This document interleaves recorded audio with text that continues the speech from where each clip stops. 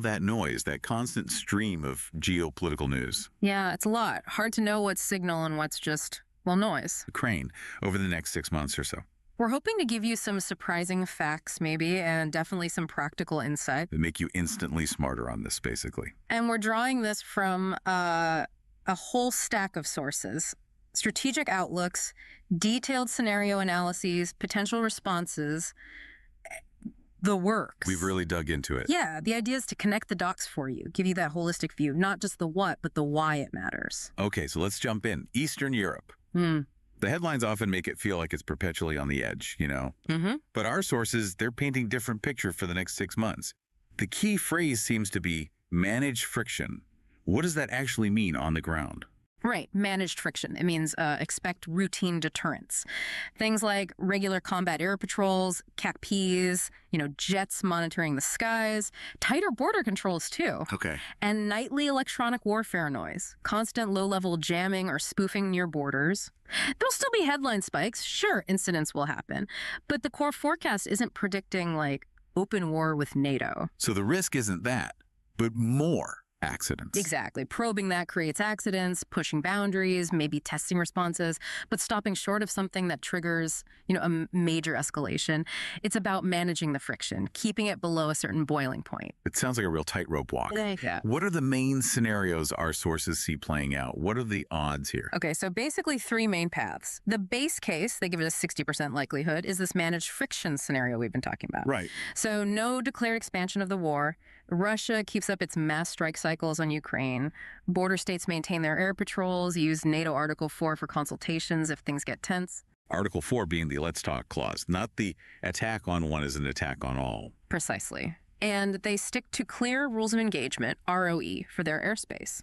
Often a shoot if inside policy for anything clearly hostile or unidentified that crosses the border. And incursions? You might see, say, 0 to 2 minor ones a month, mostly ending as interceptions, maybe some debris falling in unpopulated areas, and expect that nightly EW, the dusk window of spoofing or jamming near frontiers, disrupting GPS, that kind of thing. Okay, that's the base case. What about the downside? That's escalatory harassment. They put that at about 25% chance. This is more deliberate pressure, more incursions, maybe longer, wider GNSS outages. You could see orchestrated migrant pushes at borders, more cyber attacks targeting logistics, maybe municipal systems, nuisance stuff, but disruptive. Where would that pressure likely focus? The flashpoints are probably the Belarus vectors, so Poland, Lithuania, and the Black Sea Rim.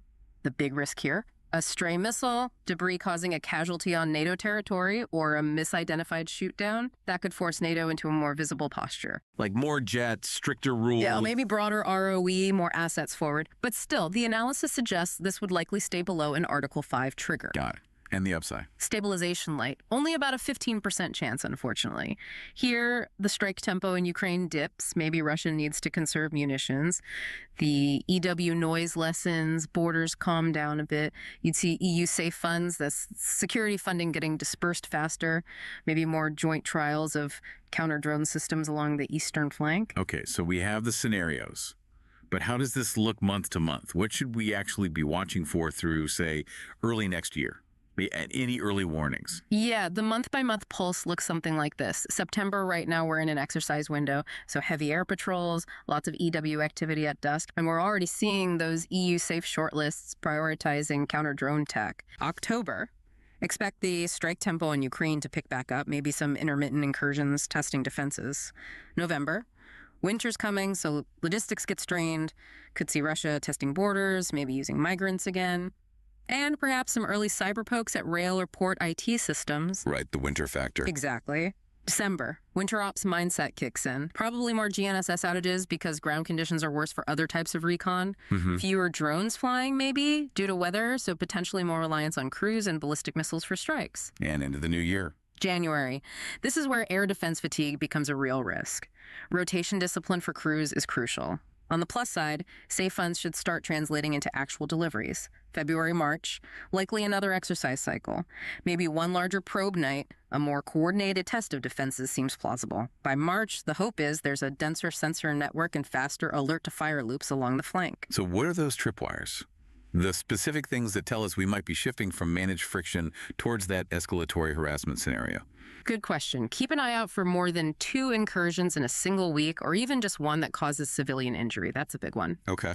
Also, GNSS outages lasting over 30 minutes across multiple regions, or if they start significantly impacting civil aviation.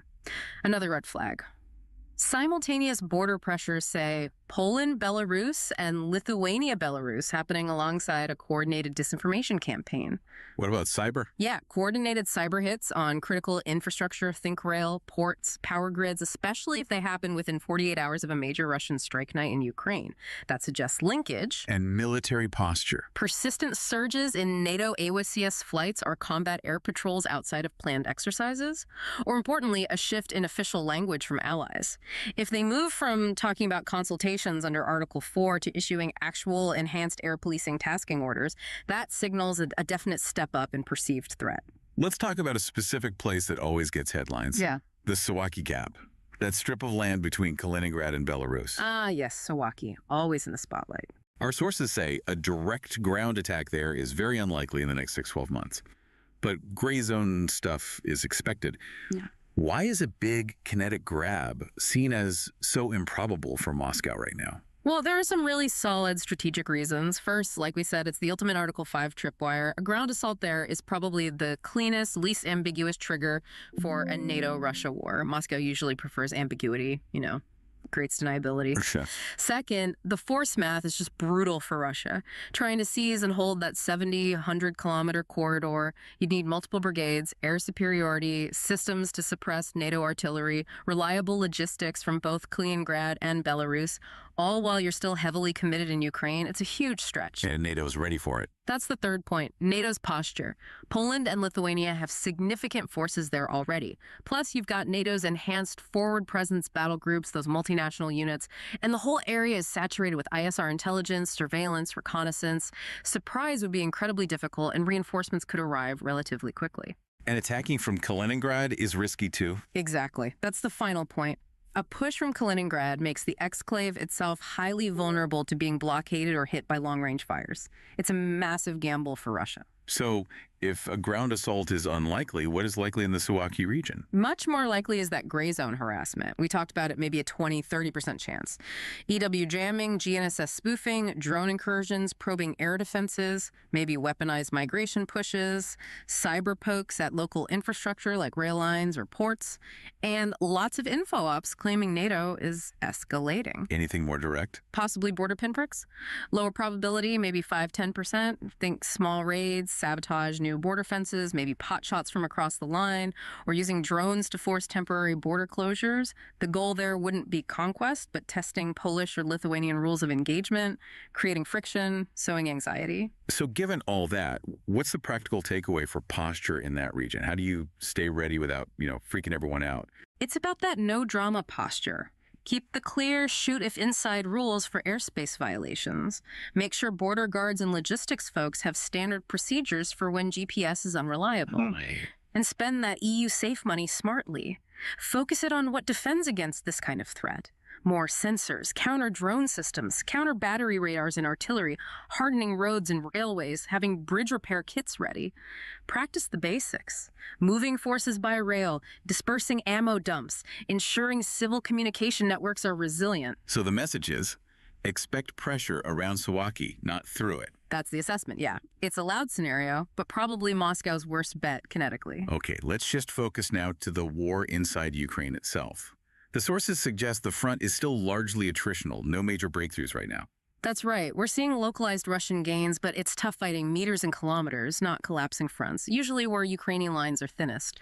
And Russia has definitely intensified its missile and drone attacks, keeping Ukrainian air defenses and the energy grid under serious strain. Exercises like Zapad 2025, do they change anything on the ground? They add noise, definitely keep NATO watching, but so far they haven't translated into actual changes on the Ukrainian battlefield itself. But here's a key question from the analysis.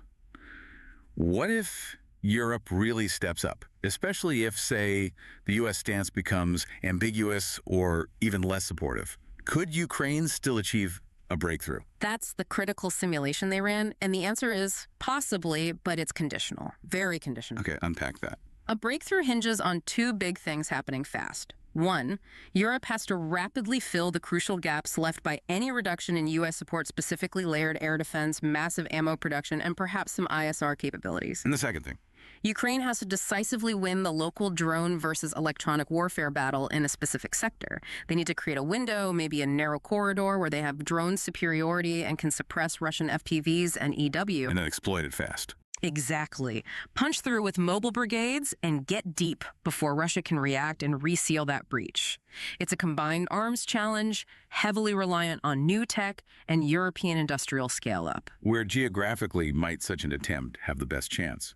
The analysis ranks the possibilities. Highest potential seems to be the Robotine-Tokmak axis in the south, Zaporizhia region. Why there? It's the shortest route to cut the Russian land bridge to Crimea, offers the biggest strategic payoff if successful. Second possibility. The Svato-Kreminna line in Luhansk, eastern Ukraine. Less heavily fortified perhaps, but the strategic gain is smaller. What about Kherson, the Dnipro River? That's mentioned too, the left bank of the Dnipro. But the logistics of crossing and supplying a force over the river are incredibly difficult. It's probably more useful as a place to pin down Russian forces, a fixing operation, rather than the main breakthrough effort. You mentioned a concept for how this breakthrough might work, focusing on key requirements. Can you walk us through that? Sure. It's less about specific phases, more about crucial components that need to align. First is achieving localized air and drone dominance. That means Europe getting systems like IRIS-T, NOTAMs, SAMT deployed quickly to protect the staging areas for the offensive. Creating an air defense bubble. Exactly. And a counter-UAS ring around that chosen axis. At the same time, Ukraine needs to flood that zone with drones, huge numbers of FPVs, loitering munitions while using directional jammers to create corridors where their drones can operate and Russian ones can't. Okay, so control the close-in airspace. Then what? Second is clearing the path and punching through. Demining is huge. Using drone swarms at night, maybe, remote systems like MICs. Then the actual breach. Specialized assault teams go first, followed immediately by tanks and mechanized infantry to widen that gap quickly. Constant counter-battery fire using drone spotting is vital here to suppress Russian artillery trying to stop the breach. And once they're through? Third is rapid exploitation and then freezing the gains. Push deep, maybe 20, 35 kilometers, ideally to some defensible terrain feature. Immediately set up anti-tank ambushes. Use drones to drop mines on the flanks to prevent counterattacks. Then, critically, rotate in forces to dig trenches, harden the position, and maintain that dense drone and EW coverage. You can't just pause in the open. What are the odds of this actually working, even with European help? The simulation gives it these rough probabilities. 50% chance it remains a managed grind, no major breakthrough. 35% chance of a local breakthrough achieving that 8-12 kilometer wide, 20-35 kilometers deep pocket. And only about a 15% chance of a true operational rupture, like cutting deep to a major Russian command node or rail hub. And what could make it fail? What are the spoilers? Several things. If the FPV drone supply drops below, say, 25-30,000 per month, they might lose that critical mass. If Russian glide bombs are too effective, forcing Ukrainian breaching vehicles to hide instead of advance, if Russia manages to quickly plug the gap with fresh reserves, or, crucially, if that European air defense arrives too late, or if it gets tied down protecting cities instead of being pushed forward to support the offensive corridor. This really highlights Europe's role. You mentioned incidents like drone incursions over Poland acting as a political accelerant. How much of the capability gap potentially left by the U.S. can Europe realistically fill? It's a mixed bag, honestly. Europe can realistically replace a good chunk, maybe achieve 60-80% of the effect in certain areas, but not everything, especially not overnight. Okay, what can they replace effectively? Counter-UAS and short-range air defense, SHORAD. Things like jammers, specialized radars, systems like IRIS-T, NOTAMs, SAMT. Europe has good options there, and production is ramping up. Drones at scale, FPVs, loitering munitions, basic recon drones. Europe's industry can definitely pump those out, along with setting up training pipelines. What about ammunition? 155mm artillery shells and GMLRS rockets for HIMARS-type systems production is increasing, so they can partially fill that gap, though matching peak U.S. supply levels is tough. And of course, Europe can provide cash and coordinate funding through the EU or coalitions for joint purchases. So what's harder to replace quickly? Where does that 20–40% gap remain? The really high-end stuff, Patriot-class long-range air defense is a big one, limited numbers, complex sustainment, deep strike capabilities like long-range missiles, and the most sophisticated ISR, think advanced spy satellites, high-end electronic warfare platforms, that's still largely a U.S. domain. Anything else? Strategic lift, the ability to move huge amounts of gear quickly over long distances, like the U.S. C-17 fleet provides, and the global logistics network that supports it. Plus, you can't easily replicate the political weight and deterrence signal that comes with strong U.S. involvement. So those drone incidents over Poland, what's the concrete effect? How does that change Europe's calculation? It acts as a real wake-up call. It boosts public and political support for spending money now. And importantly, it helps shift the focus from buying, shiny new fighter jets decades down the line to spending on the immediate needs, sensors, counter-UAS, ammo, training the stuff that actually stops current threats. And speeds up procurement. Yes, it encourages more fast-track junk procurements, maybe cutting through some red tape. So the bottom line is, Europe likely can keep Ukraine and NATO's eastern flank in the fight, defensively sound, but probably with more friction, thinner safety margins than if the U.S. was fully engaged across the board. Those top-tier capabilities, nuclear umbrella, deep strike, global airlift, remain heavily U.S.-weighted for the foreseeable future. Okay, let's flip the scenario. If Ukraine does manage that breakthrough we discussed, how does Russia likely react? What's their counterattack playbook look like? Based on past actions and doctrine, it would likely be fires first, EW heavy, and depth strikes, all aimed at stalling the Ukrainian advance immediately before it gathers unstoppable momentum. Break that down. First 24 hours. 24 hours. Kill the spearhead. Expect massive artillery and glide bomb saturation targeting the breach itself and the units exploiting it. Swarms of Russian FPV drones hitting Ukrainian armor. Heavy EW trying to blind Ukrainian drones and disrupt command and control. Rapid remote mine laying in front of the advancing Ukrainians. And intensive counter-battery fire trying to hunt down Ukrainian artillery. Okay, if Ukraine survives that initial storm? 72 hours. Pinch and pause. Russia would try to hit the shoulders of the breakthrough with their operational reserves, whatever they have available nearby. Attack helicopter raids with anti-tank missiles, long-range strikes hitting Ukrainian ammo dumps, fuel depots, maybe key rail junctions further back, plus cyber and EW attacks aimed at snarling Ukrainian logistics command. And longer term. Weeks 1 and 2. 14 days. Freeze your gains. The goal here is to establish a new defensive line, digging in fast, keep up the pressure with glide bombs, especially at night, and launch major narrative operations claiming the Ukrainian force is encircled, inflating casualty numbers, trying to sow panic. They might also try to distract by stirring up trouble elsewhere, like renewed migrant pressure on a border. Now, what about that other scenario, a Russian mistake? A missile goes astray, a drone gets lost, and accidentally hits NATO territory and maybe causes damage or casualties. How does that play out? The analysis is quite clear here. Even a genuine mistake would likely backfire strategically on Moscow. How so? Wouldn't it cause panic, maybe division in NATO? Initially, perhaps some confusion. But NATO's response, while calibrated in the first 72 hours to avoid immediate, uncontrolled escalation, would likely lead to Europe accelerating a broader, more unified rearmament cycle that Russia simply can't win in the long run. What happens in those first 72 hours? Immediate focus on force protection and clarification. Intercepting any remaining intruders, surging air patrols, moving air defense units forward. Article 4 consultations kick in immediately. Article 5 would only be invoked if there were significant casualties and clear evidence of intent, which is unlikely in a true mistake scenario. Publicly, NATO would reiterate its ROE. Anything crossing into our airspace gets engaged. Expect more AWACS in the air, maybe more naval patrols in the Baltic or Black Sea. And after those initial days? Days 330, hardening the fence. This is where the consequences start. Think permanent counter-UAS belts along borders, more SHORAD systems deployed to protect air bases, ports, critical energy infrastructure. Actions would be framed as punitive but limited, maybe tighter sanctions, more asset seizures, possibly temporary air or maritime restrictions near Kaliningrad or Belarus, to make a point. And the longer-term effect, 6 months, a year, 18 months out. That's where it really bites Russia. You'd see a significant defense spending increase across Europe. More allies push towards that 2.5%, maybe even 3% of GDP target.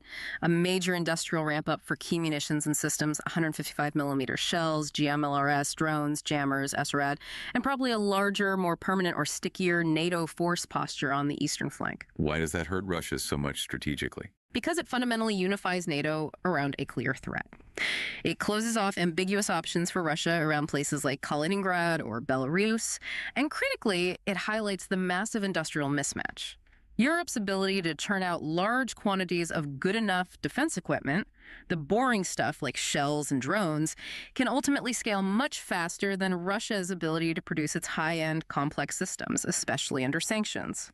A mistake basically forces NATO to get serious in a way that disadvantages Moscow long-term. Okay, so putting this all together, the friction, the potential breakthroughs, the European role, the Russian counters, what does this mean for Ukraine? How can they actually gain ground, make progress over the next year or so? The core idea that comes through is win by compounding small advantages. It's not about one silver bullet or one massive decisive battle. It's about consistently making Russia pay a higher price in manpower, equipment, logistics for every meter they try to hold or gain. Lead them, essentially. Bleed them, attrit their forces, degrade their capabilities, while buying time for that European support, the air defense, the drones, the ammo, to really scale up and make a difference. The sources talk about specific levers Ukraine can pull. What are they? Yeah, they list about 8 key things. First, air defense where it matters most. Don't spread it thin trying to cover everything. Concentrate those IRIS-T, NASAMS, SAM-T systems plus SHORAD to protect vital points. Key rail junctions, major ammo depots, critical bridging sites. And be ready to leapfrog those defense bubbles forward if you make an advance. Protect the gear that enables the advance. Makes sense. What else? Second, drones plus EW as a single system. It's not just about having lots of drones. It's about sustaining massive volumes of FPVs and loitering munitions, but integrating them tightly with electronic warfare directional jammers, secure comms to win that local electromagnetic fight. Use drones constantly. Spot artillery, blind Russian drones, keep their reserves nervous. Think cheap, many, and replaceable. Okay, third. Counter battery fire that lives on data. Fuse everything, drone feeds, satellite imagery, ASAR, ground radar into one fast targeting loop. Prioritize hitting Russian artillery, their EW systems, their ammo trucks, and practice survival. Shoot, move, hide. Don't stay in one place too long. Use decoys. Number 4. Mine and mobility math. Clear minefields smartly, using rote systems, preferably at night, but as you advance, use your own drones to quickly drop mines on the flanks to prevent counterattacks. Harden river crossings, have backup bridges, use smoke, have repair crews ready. Mobility is key. What about defense? Defense that breathes. Where you're static, dig in deep, disperse forces, use dummy positions, but crucially, rotate units regularly to prevent burnout and fatigue. Keep reserves ready for quick counterattacks. And behind the lines? Protect the grid. The whole war effort runs on electricity. Decentralize backup power. Prioritize protecting substations near key industry or rail lines. Have repair crews pre-assigned and ready to go.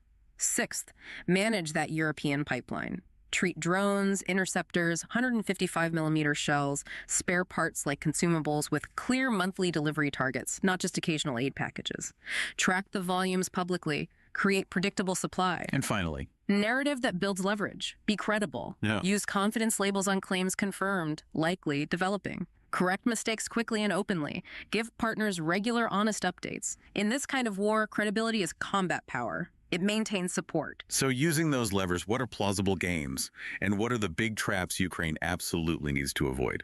Plausible gains. Definitely holding current lines and even improving positions in places denying Russia momentum, taking back small bits of ground through tactical nibbling where they have local advantages in artillery or drone. And breakthroughs. Local breakthroughs are possible, but highly conditional, like we discussed. Depends on getting that air defense bubble, the EW corridor, and drone mass all lined up perfectly in one spot, exploiting it fast, and then locking down the gains. What are the traps? Biggest trap. Spreading air defense too thin for fairness instead of protecting the truly decisive nodes for an operation. Another, over-engineering a big offensive push without enough spare parts, repair crews, and logistical depth. It'll stall out. And drones. Treating drones as just a supporting element, a sideshow, instead of a core part of the combined arms system, that's a mistake. And the final critical trap, pausing inside a freshly made breach. That's exactly where Russian reserves and glide bombs will hit hardest. You either push through quickly or consolidate just outside the enemy's immediate reach. Okay, one last crucial area. This isn't just playing out on the battlefield. Our sources are very clear. Russia will try to destabilize Europe politically. What should we brace for there? Absolutely. Expect sustained political destabilization attempts. This is warfare by other means tactics, not tanks. The goal isn't conquest, it's to raise the costs of supporting Ukraine for European countries, sow division among allies, slow down decision-making, and erode public support. What does that playbook look like over the next 6-12 months? It's likely to include InfoOps 2.0. Think AI-boosted deepfakes, strategically leaked documents, real or forged, constantly seeding narratives about NATO escalation, war fatigue, the unbearable costs, energy prices, food prices, anything to create anxiety and division. Targeting elections. Definitely. Targeting elections and referendums, using focused micro-messaging aimed at specific swing districts, diaspora communities, voters known to have low trust in institutions. Also, amplifying fringe political parties, both left and right, to try and fracture governing coalitions. What about physical actions? Expect continued migration pressure, orchestrated pushes at the borders of Poland, Lithuania, Latvia, time to create media spectacles and fuel domestic political fights about immigration. Also, opportunistic energy and price shocks. Small-scale physical or cyber attacks on energy grids, key logistics hubs, maybe agricultural infrastructure things that cause temporary disruptions but generate big, scary headlines about fragility. Cyber attacks on civic systems. Things like rail scheduling, port gate operations, municipal IT systems, local news website, content management systems, not necessarily causing massive damage, but brief outages that undermine public trust in everyday infrastructure. Is anything working kind of feeling? and protests. Engaging in protest shaping, finding genuine anti-war or cost of living movements, and quietly funding them, boosting their messages online, subtly injecting pro-Kremlin narratives or conspiracy theories into mix, blurring the lines between legitimate dissent and foreign interference. So faced with that playbook, what's the practical advice? How can European societies, institutions, even individuals blunt these attempts? It really comes down to what the sources call boring excellence. There's no magic bullet, just consistent disciplined countermeasures. Like what? Pre-bunking. Actively anticipate the likely disinformation narratives for the coming week or month and expose them before they gain traction. Get ahead of the lie. Training. Civic resilience drills. Get municipalities, local media, energy companies, transport authorities together regularly, maybe quarterly, to run tabletop exercises simulating a combined EW cyber disinformation attack. Practice the response. Building trust. Establish clear trust plumbing. Have a system for rapid public corrections when mistakes are made. Use standardized alert systems that clearly explain what happened, what authorities are doing about it, and what citizens need to do, if anything. Transparency builds trust. What about online? Basic data hygiene, things like enforcing ad transparency, actively sweeping for bot networks, coordinating quick takedowns of obvious deepfakes or manipulated media, especially around election periods. And physical security. Hardening targets physically too. Extra counter-drone systems, maybe localized EW jammers around critical infrastructure like power grid nodes, major rail yards, ports, especially during periods of high tension or big news cycles when they might be targeted for effect. So the idea is destabilization won't be one big bang, but lots of small cuts. Exactly. It's designed to feel like constant static, a series of small crises engineered to make Europe hesitate, question its commitments, get bogged down in internal arguments. The antidote is that boring, relentless excellence. Pre-bunk the lies, harden the basic infrastructure, correct errors fast, and maintain allied cohesion even when it feels messy. Don't let the static win. So wrapping this up, what we've really laid out today is this picture of continuous testing, doesn't it? Testing defense, testing resolve, requiring really disciplined responses across the board. Military, yes, but also logistical, political, informational. Yeah, it's complex, but there are patterns. And what's fascinating, I think, is how deterrence becomes less about grand gestures, less theatrical, and much more, well, mechanical, almost logistical. Quiet skies aren't luck, they're logistics. That's a great way to put it. It really does highlight the need for that routine, day in, day out excellence in all these different areas we've touched on. Absolutely. So maybe a final thought for you, our listeners. As you watch the news unfold in the coming months, try looking beyond just the big headlines. Consider that boring excellence happening or needing to happen behind the scenes, because that quiet, disciplined, often unglamorous effort, that's arguably what's really shaping the future of this region.